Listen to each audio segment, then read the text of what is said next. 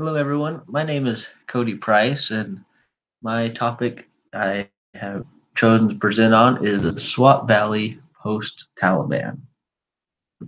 So, to begin, I'd like to do a quick refresher of the Taliban in Swat Valley.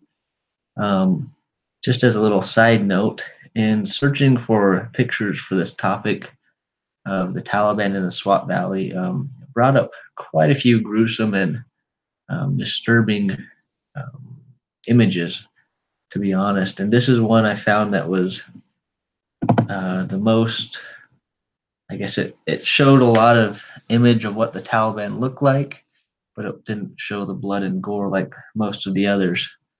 Um, Taliban really were a scary group of individuals. When the Taliban was in power, they made strict rules regarding music, entertainment, fashion, and education. It was reported that a woman was hung for the sole reason that she was dancing in public. Men were also known to be executed for shaving their beards.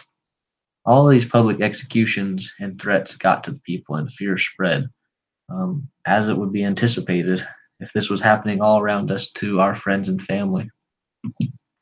Now, the recovery started right as soon as the Taliban left. Recovery began, but it wasn't an immediate um, recovery, and gradually has been getting better over the years.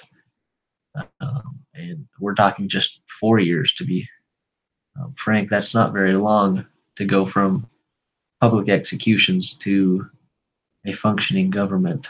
Um, and I wanted to show this picture here because this is a picture of a woman and her child walking in the city or in the town.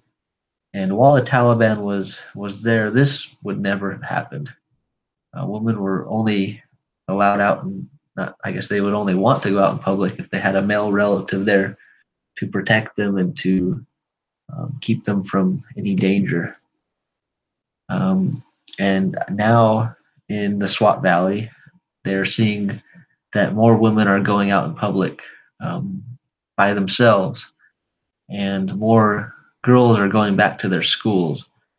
One of the principals at the school is stated that each year more and more girls are coming to school, and that she is glad that they're not scared anymore. Because I know for me it would be really tough for me to send my daughter to school, knowing just a couple years earlier that the Taliban was coming in and destroying schools. Um, but for that fear to be going away is a great thing in the Swat Valley. And I said earlier, Taliban, they just made a life of fear for everyone, and to recover from that takes time. More signs of the recovery is that there's more shops and stores opening up, and thanks to the internet, Western culture is being introduced more and more, mostly through famous soccer stars and Hollywood stars. And the things that they are bringing into the Swat Valley through the internet are different hairstyles and the introduction of brighter colored clothes. Here in America, we might not see this as such a big step, but to go from public executions for dancing to being allowed to dress in a way that you feel you would like, that is those are major steps. And the last thing I'd like to talk about the recovery of is the recovery of art and artists. So when the Taliban was in power, many artists had to go into hiding or close up shop and take up different trades because they were not allowed during the Taliban reign. And I watched a great video. I'll leave a link in my bibliography about many artists that they make magnificent work. Like this man making this table. Um, they make this great artwork, but they weren't able to show it or display it because they would be executed and their art would be destroyed. So I apologize. Um,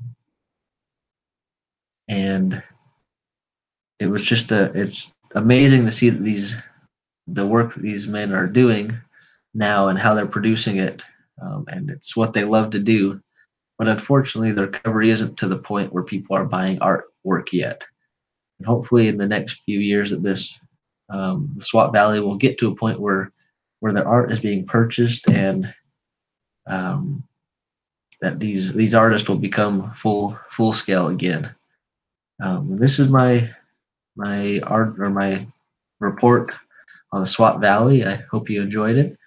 Um, and if you have any questions, go ahead and post them to the discussion board. Thank you.